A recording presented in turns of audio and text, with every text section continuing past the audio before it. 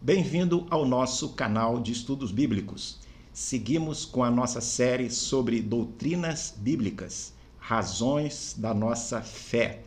Hoje o nosso tema é sobre o homem e o pecado, o ser humano e o pecado. E vamos precisar da nossa Bíblia daqui a pouco, por isso que eu convido você a ter em mãos o seu exemplar da Bíblia para juntos lermos algumas passagens. E é importante também pedirmos que o nosso Deus nos oriente nesse estudo. E eu convido você para orar comigo nesse momento. Nosso Deus e Pai, nós te agradecemos a oportunidade de estudarmos a Tua Palavra. Queremos te pedir que Tu nos ajudes a entender o Teu recado para nós, através do livro sagrado. E também, Senhor, que Tu nos ajudes a colocar em prática aquilo que viermos a aprender. Em nome de Jesus, amém. Muito bem, dentro desse tema, vale nós observarmos inicialmente que a justiça e a misericórdia de Deus não são temas fáceis de compreender. Diante de alguém que comete um pecado, como é que Deus procede? Com misericórdia ou com justiça? Alguns acreditam que, como Deus é amor e misericórdia, ele tende a ignorar o nosso pecado. O versículo preferido dessas pessoas que pensam desse jeito é aquele: quem não tiver pecado, que atire a primeira pedra. Outros enfatizam o julgamento de Deus o tempo todo. São pessoas severas e julgadoras. O versículo favorito delas é aquele outro que diz: afastem-se de mim, malditos, para o fogo eterno, preparado para o diabo e os seus anjos. Nem sempre conseguiremos entender a perspectiva de Deus nesses temas. Nos casos mencionados, por exemplo, vemos essa dificuldade, pois nenhum dos dois lados consegue refletir a imagem bíblica completa de Deus. O primeiro grupo enfatiza o amor e a graça, mas deixa de lado a questão da santidade e da justiça de Deus. O segundo grupo, por outro lado, enfatiza a justiça de Deus, mas deixa de lado sua graça para com os pecadores. Alguém que leia Gênesis 3 fica perplexo com a dureza da pena imposta a Adão e Eva. E nós vamos agora ler esse capítulo 3, alguns versículos, porque nós vamos desenvolver o nosso argumento em cima deste texto. E eu convido então você para abrir a sua Bíblia no capítulo 3 de Gênesis e vamos ler do verso 1 ao 6 e depois do 14 ao 19.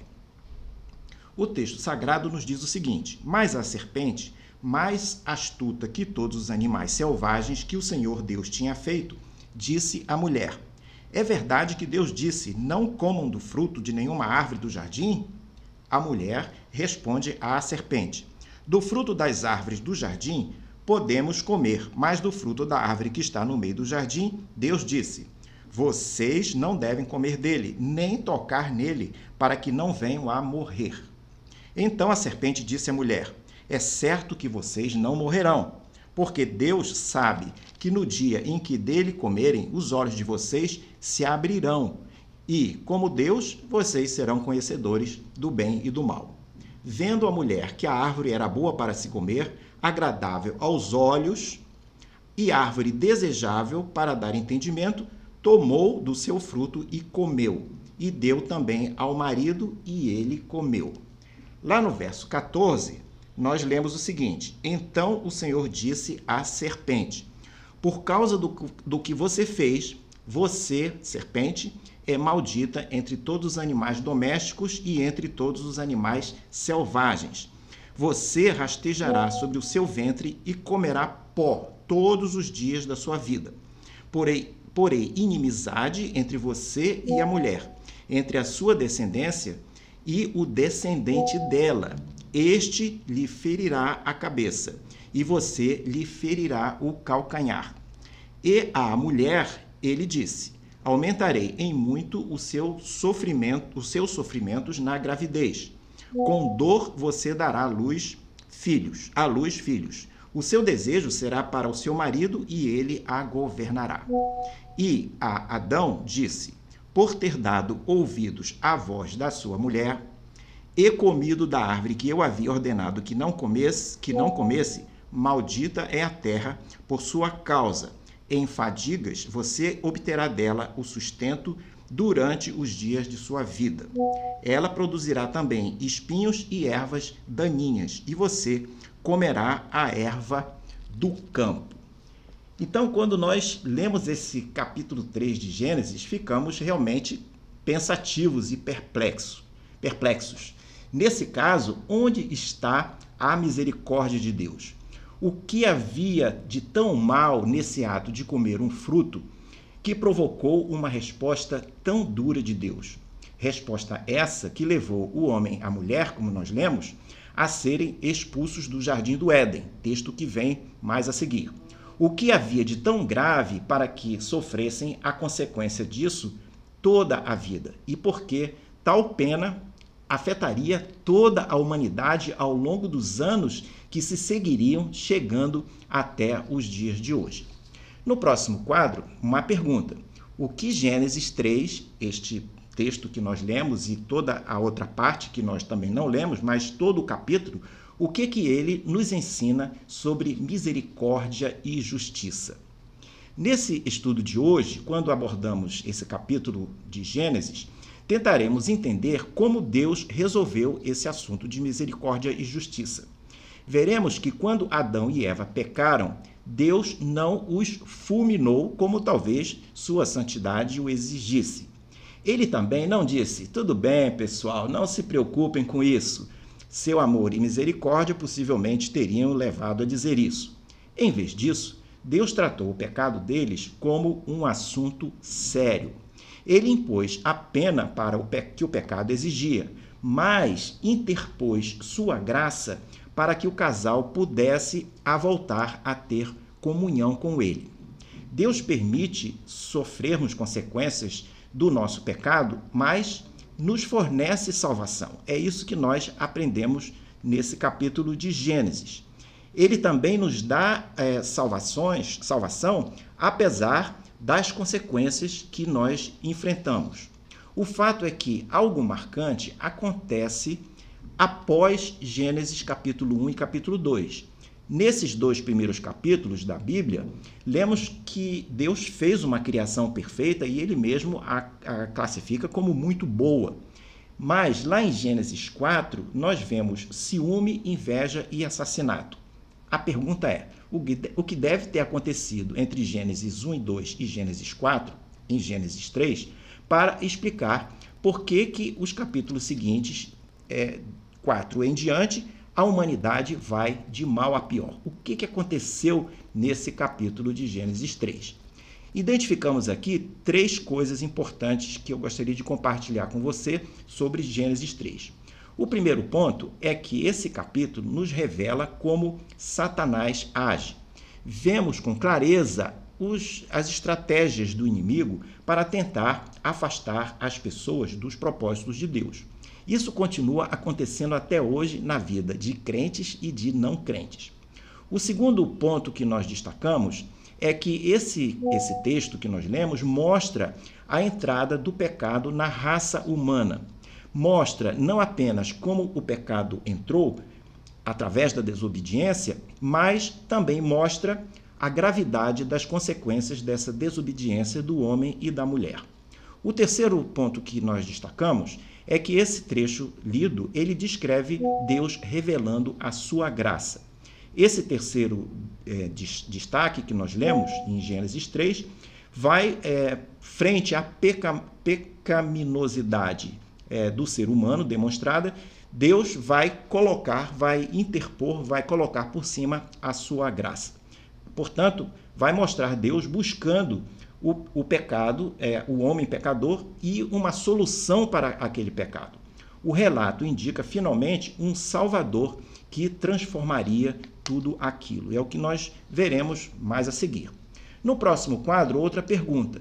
Será que a serpente falou alguma verdade? Um dos personagens desse relato é a serpente, que representa Satanás. De forma convincente e sedutora, ela tenta convencer Eva a comer do fruto proibido. No diálogo que a serpente desenvolve com a Eva, Eva reage relatando o que Deus havia dito a ela em Gênesis, registrado em Gênesis capítulo 3, versos 3 e 4. Lá o texto diz o seguinte: não comerás do fruto da árvore que está no meio do jardim, nem tocarás nele, ou morrerás. Diante dessa resposta, a serpente diz à mulher: você não morrerá, pois Deus sabe que quando você comer do fruto, seus olhos se abrirão e você será como Deus, conhecendo o bem e o mal. A ameaça de que Adão e Eva morreriam se comessem do fruto realmente aconteceu? Lemos que Adão e Eva comeram do fruto proibido, mas não morreram imediatamente. A ameaça divina parece não ter sido cumprida, conforme a serpente disse que aconteceria, pois Gênesis 5:5, que aparece depois, relata que Adão viveu 930 anos e depois morreu. Como Adão e Eva não morreram quando comeram da árvore do conhecimento do bem e do mal, vem-nos a pergunta: como podemos conciliar o que Deus disse com o que efetivamente aconteceu? Como explicar que a ameaça divina não foi cumprida conforme a serpente havia previsto? Uma possível explicação é que a punição não teria sido executada porque Deus teria mudado de ideia e simplesmente modificou a pena. Outra forma de interpretar é considerar que a morte em questão não se referia à morte física, mas sim à morte espiritual, que significa o afastamento da pessoa da comunhão de Deus. Nesse aspecto, Adão e Eva teriam sim morrido no dia em que comeram o fruto. Veremos mais sobre isso um pouco adiante. O fato é que Satanás disse algumas verdades para Eva, mas como entender isso? Por exemplo, ele disse que se ela e o marido comessem do fruto, iriam se tornar como Deus, conhecendo o bem e o mal. Isso realmente aconteceu, pois o próprio Deus confirma esse fato em Gênesis 3, verso 22, quando diz: eis que o homem se tornou como nós, um de nós, conhecedor do bem e do mal. Dessa conversa de Eva com Satanás, será que podemos tirar alguma lição para nós? O que fazer se Satanás quiser conversar e nos falar alguma coisa que seja verdade ou que pareça verdade? O fato dele ter um histórico de mentiras complica saber se o que ele está dizendo é mesmo verdade. E mesmo que seja verdade, não dá para confiar em Satanás. Se ele nos apresentar eventualmente alguma verdade, não significa que aquilo que ele está nos oferecendo é realmente bom. No caso da Eva, ele falou o que poderia ocorrer de bom, como, por exemplo, passar a conhecer o bem e o mal. Mas ele omitiu o custo disso tudo, ou seja, não disse a parte ruim. Trata-se de um comportamento típico de quem é enganador. O melhor de tudo mesmo é não ouvir Satanás, e muito menos abrir espaço para conversar com ele. Se ele aparecer para conversar, recomendo você chamar logo Jesus para acabar com a conversa. No próximo quadro, vemos que Deus perdoa, mas nem sempre remove as consequências.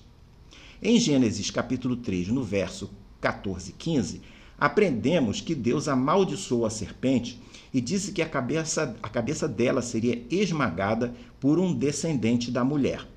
Trata-se de uma clara alusão ao Messias, que viria salvar todos os povos. Crer na promessa de que o descendente da mulher esmagaria a cabeça da serpente seria motivo de salvação. Vemos nesse ponto Deus se mostrando de alguma forma gracioso com Adão e Eva. Eles mereciam julgamento, mas Deus lhes apresenta uma promessa de salvação. Deus conversa primeiro com a mulher e depois com o homem.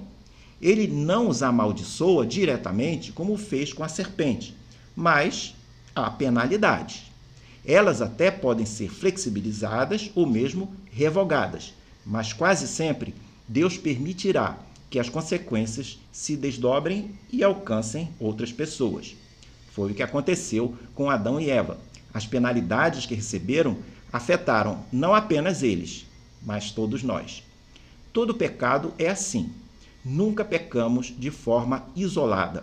Por exemplo, o cidadão se comporta mal, bebe em demasia, dirige um carro de forma imprudente, causa um acidente e a sua esposa fica paraplégica ou ele bate e machuca mais outras pessoas. Ou Uma criança é alvejada por um tiro porque criminosos resolveram passar por cima da lei e dos direitos dos outros porque acham que o mundo lhes deve alguma coisa. Nesse episódio da queda, Deus amaldiçoa duas coisas em particular. Ele amaldiçoa o processo de procriação da mulher e o solo onde o homem deveria plantar. O significado disso é que essas coisas representam na Bíblia o papel principal de cada gênero. Dentro do ideal bíblico, o papel principal da mulher seria o de ser mãe e administrar a casa, enquanto o homem deveria ser o provedor. Isso não quer dizer que a mulher não possa suprir a casa e que o homem não possa lavar a louça e cuidar das mulheres. Mas as principais responsabilidades primárias de cada um estão definidos dentro de um ideal bíblico. Antes, em Gênesis 1, verso 28, o casal foi chamado a frutificar, se multiplicar e subjugar a terra. Esse comando envolvia trabalho, mas não havia nem fadiga e nem dor em excesso. Mas agora, Deus introduz a fadiga e a dor como preço necessário para cumprir essas funções primárias. No próximo quadro, examinamos com atenção a maldição que coube à mulher como resultado da queda. Essa maldição envolveu duas áreas principais. Com relação à primeira área, a maldição significa que a dor física do parto seria aumentada, seria ampliada. Isso significa que já existia algum tipo de dor. O que iria ocorrer é que ela seria aumentada. Apesar das técnicas modernas, o processo de gravidez continua envolvendo algum tipo de dor. Deus teria tido algum motivo para ter aumentado a dor da mulher no parto? Uma possível resposta teria sido para nos deixar uma lição objetiva quanto à dor, pois Deus, Ele mesmo, passaria a suportar alguma dor a fim de gerar filhos espirituais. Seu próprio filho, Jesus, teria que ir à cruz, sofrer não apenas a dor física da crucificação, mas também a agonia indescritível da separação dele do Pai Celeste, ao ter que levar sobre si as nossas iniquidades. No caso humano, Deus misericordiosamente tempera a dor do parto com uma grande alegria que as crianças trazem ao nascer. Lá em João 16, 21, temos um versículo muito bonito que nos ilustra muito bem essa questão. Por causa da queda, não há como os pais terem alegria sem o risco de sentir dor. Na segunda área da maldição da mulher, o relacionamento dela com o marido passaria por ele governá-la. Esse outro aspecto da maldição aplicada à mulher afetou, portanto, o relacionamento entre eles. Lá em Gênesis 3,16, na parte final, nós lemos o seguinte: o seu desejo, Deus falando com a mulher, o seu desejo será para o seu marido e ele a governará. Esse é um versículo difícil de interpretar. Uma possível explicação é que o desejo aqui utilizado tem o sentido de dominar. Trata-se do mesmo termo e significado que ocorre mais à frente em Gênesis 4, no verso 7. Nesse outro versículo de Gênesis 4, 7, o contexto tem a ver com o desejo de domínio entre Caim e Abel. Aqui, a mulher usurpou a autoridade de seu marido comendo a fruta, e por isso é amaldiçoada com a inclinação de dominá-lo. Mas, em contraposição, ele recebe a ordem de governá-la. Se essa for a versão correta ou a visão correta dessa interpretação, ela nos alerta para a tendência inerente da natureza decaída de cada gênero, da mulher dominar o seu marido, tentar dominar o seu marido, e do homem tentar dominar a sua esposa. Vale notar que governar a mulher não justifica domínio abusivo do homem sobre ela, e nem dá apoio à visão igualitária que defende que não há distinção de papéis baseada no gênero. Em termos práticos, significa que as mulheres crentes devem lutar contra a tendência de dominar seus maridos E os homens crentes devem lutar contra a tendência de dominar suas esposas. Ambos devem aprender a amar um ao outro no contexto dos papéis apropriados ordenados por Deus. No próximo quadro, vemos aqui o que ocorre, a maldição aplicada ao homem. Adão pecou por ouvir o conselho errado da esposa e comer o fruto proibido. Ele seguiu um conselho de sua esposa que não estava alinhado com a palavra de Deus. Em Gênesis 3,17, Deus diz: por ter dado ouvidos da sua mulher, ou ouvidos à sua mulher. Às vezes, ouvir a voz da esposa será a coisa mais sábia que o homem poderá fazer, mas é errado ouvir a esposa quando ela contradiz a palavra de Deus. Ao concordar de forma contrária à palavra de Deus, Adão abdicou de sua liderança. E as Escrituras claramente consideram o homem responsável por sua esposa e filhos. Deus responsabiliza o homem pela direção dos caminhos de sua família. Muitos homens cristãos são passivos em relação à família.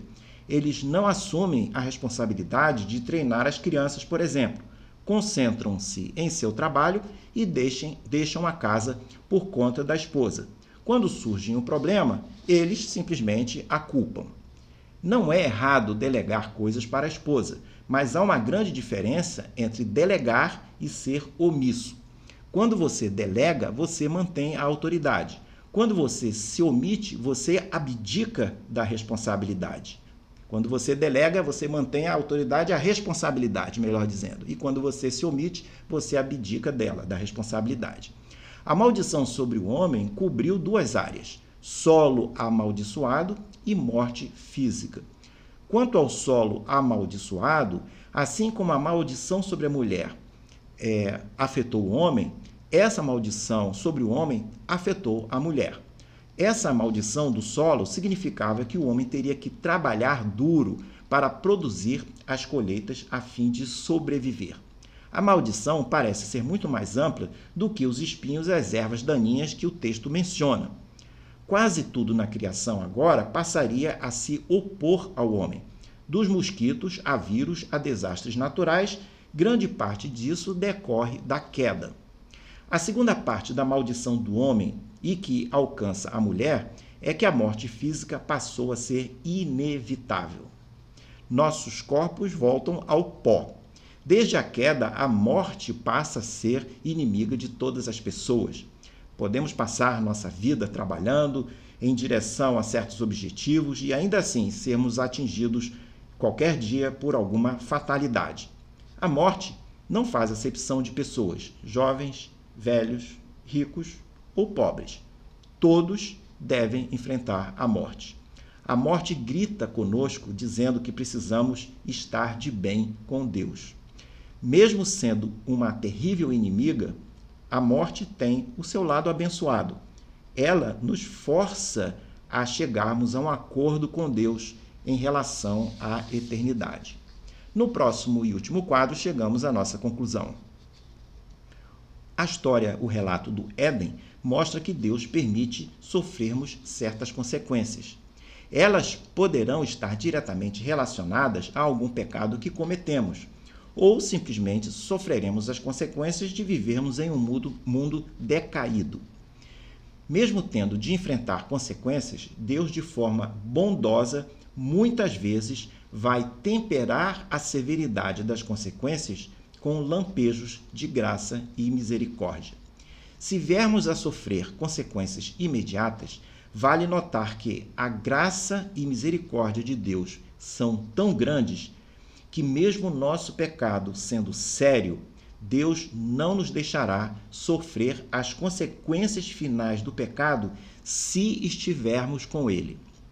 É isso o que Deus fez no Jardim do Éden com Adão e Eva, e é isso que Ele pode fazer por mim e por você hoje.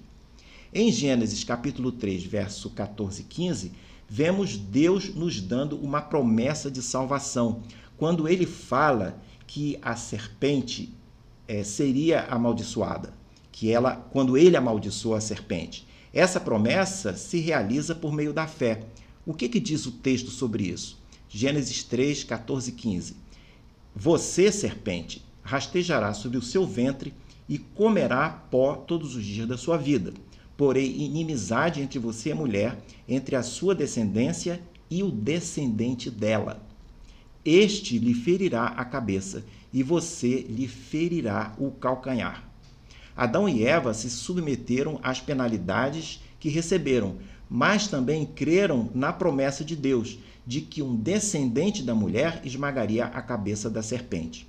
Em Lucas, capítulo 3, verso 23 a 38, o evangelista apresenta uma das genealogias de Jesus, vista pelo lado de Maria, a mãe do Salvador. Nessa genealogia, Jesus aparece como descendente de Adão. Ou seja, o descendente da mulher, relatado em Gênesis, aquele que pisaria a cabeça da serpente, é o Messias, Jesus de Nazaré, o Salvador. É ele quem pode nos libertar do pecado e nos libertar da morte. Se você confia nas palavras de Jesus, veja o que ele diz sobre isso em João 11, 25. Ele diz: eu sou a ressurreição e a vida. Quem crê em mim, ainda que morra, viverá. Você crê nessa promessa do Salvador? Se você ainda não crê, convido você a tomar uma decisão ainda hoje de aceitar Jesus como seu Salvador. Ficamos hoje por aqui, espero que você tenha apreciado esse estudo. Se você gostou, fale dele para os seus amigos. No próximo quadro, nós vemos o panorama de todos os estudos desse trimestre dentro do tema Doutrinas Bíblicas, Razões da Nossa Fé. Deixo com você um grande abraço e espero vê-lo numa próxima oportunidade. E obrigado pela sua assistência.